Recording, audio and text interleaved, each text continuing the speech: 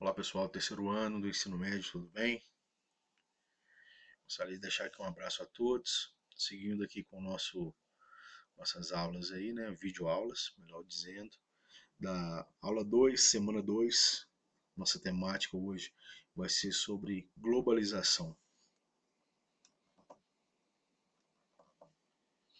Bem, como toda aula, né, pegamos algumas palavras-chave ali para facilitar o nosso entendimento sobre o conteúdo a ser ministrado. Vamos falar hoje sobre globalização. Nada mais importante saber um pouco da história e da definição sobre globalização. O termo globalização para ser utilizado de forma mais frequente a partir da década de 60, né? Tendo grande ênfase ali, assim, grande crescimento e popularização na década de 80, né? E desde então passou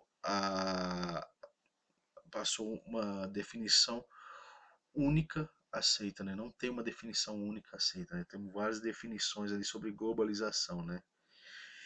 De forma geral, globalização pode ser definida como uma maior integração e intensificação entre os países e as pessoas em um processo que abrange aspectos políticos, econômicos e sociais. Dentre suas características, figuram a ligação a localidades distantes, impulsionamento do comércio mundial, com movimentação de capital, avanço dos meios de comunicação e transporte. Isso é uma definição de Thompson, 98, Giddens, 1991. Mas, simplificando aí um pouco mais essa definição aí, globalização é um processo de integração política, econômica e cultural mundial marcado pelos avanços dos meios de transporte e comunicação. Eu prefiro que vocês guardem essa segunda definição aí assim, né? Uma mais simples, né? E mais resumida ali, assim, para se guardar, tá certo? É impossível falar sobre globalização e não falar das organizações mundiais, que são as principais responsáveis pelo processo de globalização. Surgiram, em sua maioria, na segunda metade do século XX, né, essas organizações mundiais.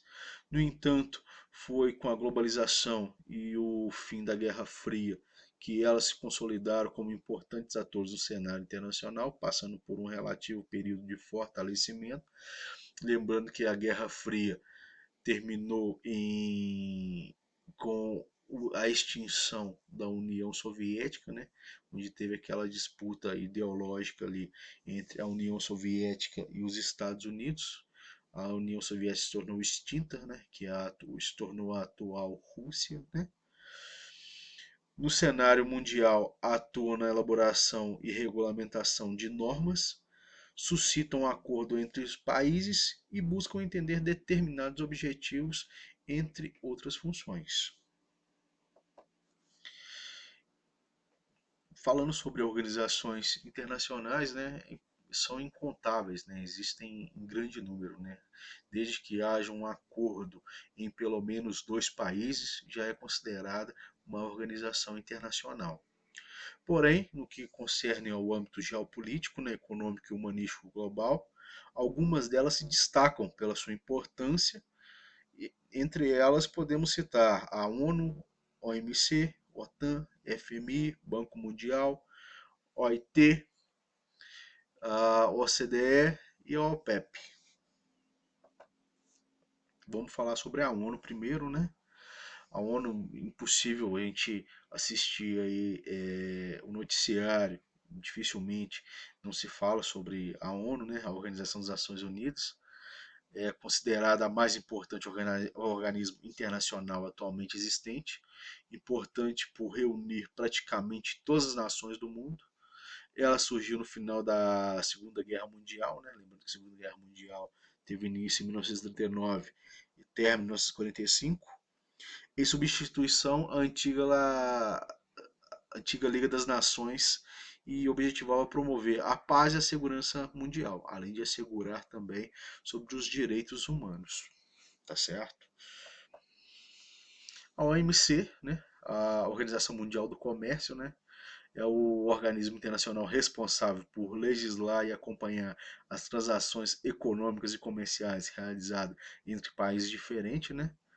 Além disso, o seu principal objetivo é promover a liberação mundial do comércio, visando combater o chamado protecionismo alfandegário, em que uma nação impõe elevadas tarifas para produtos estrangeiros a fim de favorecer a indústria local. Quando alguns países têm algum tipo de problema ou entrave com o outro, ele geralmente recorre ao OMC como instância máxima para avaliar e julgar a questão, né? Ela está ali para fiscalizar e assim para que nenhum país seja lesado com relação a essas negociações internacionais. Temos o FMI, né? Outro termo muito utilizado também, né? Que é o Fundo Monetário Internacional, é uma organização financeira responsável por garantir a estabilidade econômica internacional. Ele é composto por 187 países e foi criado em 1944 na Conferência de Bretton Woods. Seu funcionamento basicamente ocorre através do gerenciamento e concessão de empréstimo para aqueles países que o solicitam, né? O que estão passando por graves crises financeiras, né? Muito comum. Temos a OTAN, né? Que é a Organização do Tratado do Atlântico Norte. É um tratado ou pacto militar que inicialmente congregava os principais países capitalistas e objetivava combater o socialismo, que também tinha o seu pacto militar, né, o Pacto de Varsóvia, né, que era a aliança militar formada em 14 de maio de 1955 pelos países socialistas do leste europeu e pela União Soviética. Porém, desde o final da Guerra Fria, né, os objetivos dessa organização se alteraram, tornando-se como um instrumento militar das grandes potências a fim de intervir em conflitos armados em qualquer parte do mundo, para assegurar direitos internacionais ou combater possíveis ameaças ao atual sistema internacional. Temos também o Banco Mundial, né? O Banco Mundial foi criado em 1945, né? Na Conferência de Bretton Woods, juntamente ao FMI. Trata-se de uma organização financeira vinculada à ONU, mas que possui a sua própria autonomia.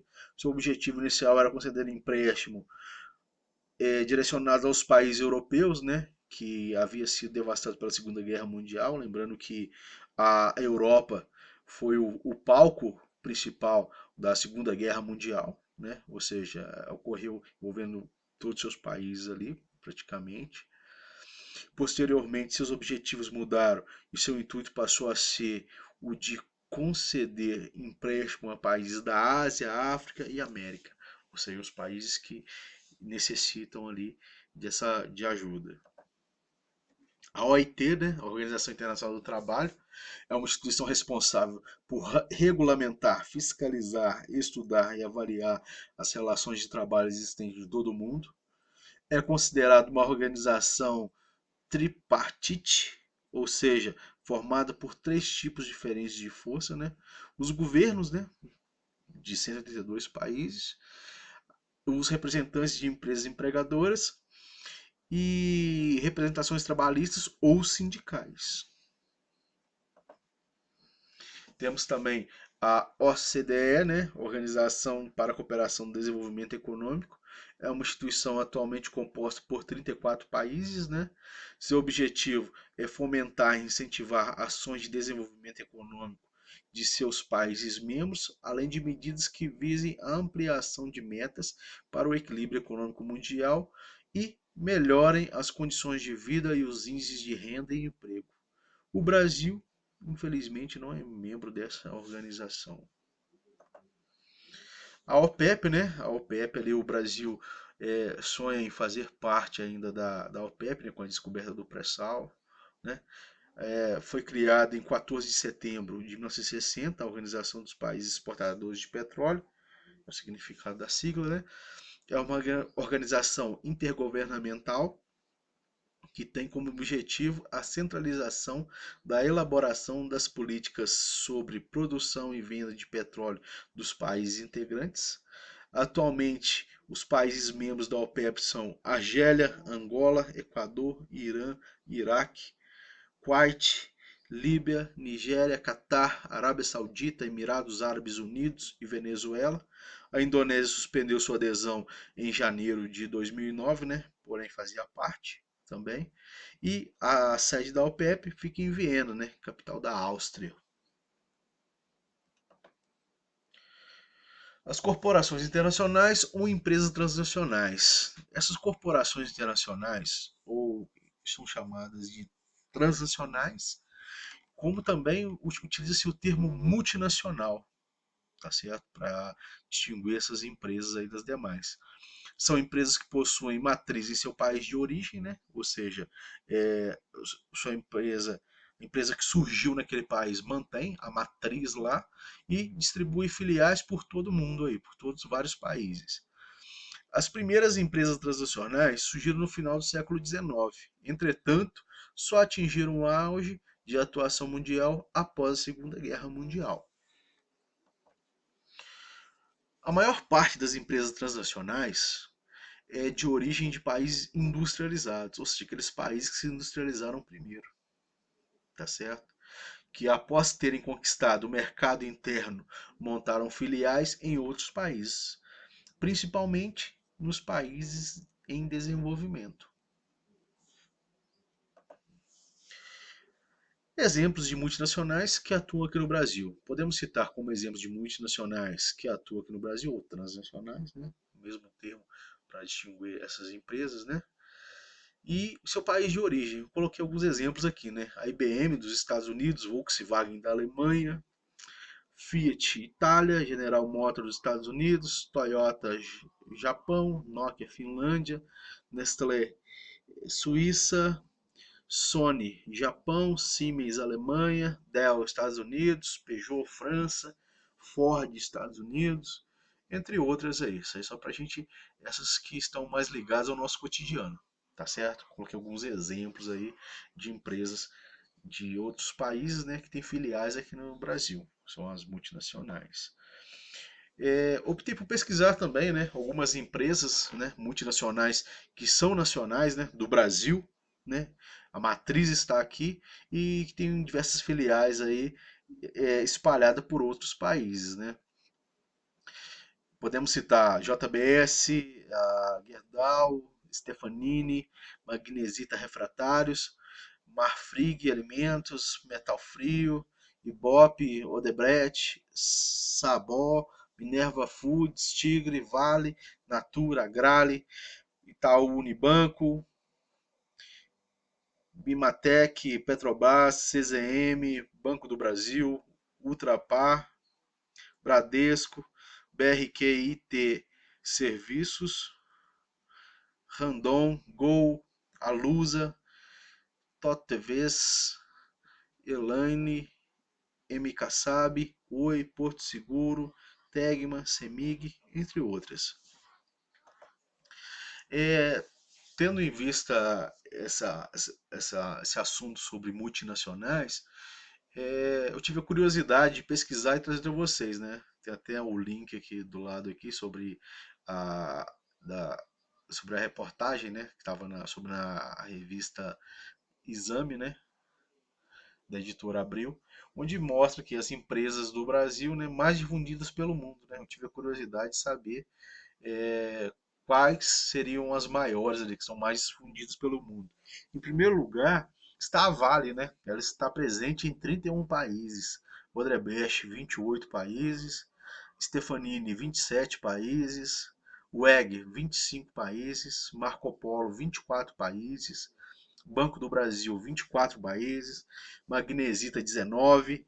Gerdau, 19. BRF, 19, Itaú Unibanco 19, JBS 17, Andrades Gutierrez 17. Essas seriam as principais, as que estão, as multinacionais brasileiras que estão disparadas o maior número de países aí. Pessoal, fica aqui então o meu abraço, até a próxima aula, tá certo? Foi um prazer estar com vocês aí assim. Lembrando que quando se fala em multinacionais, transnacionais como queiram, né? O Brasil também é uma dos principais países ali, assim, uma das grandes potências, viu? Um abraço a todos aí, até a próxima.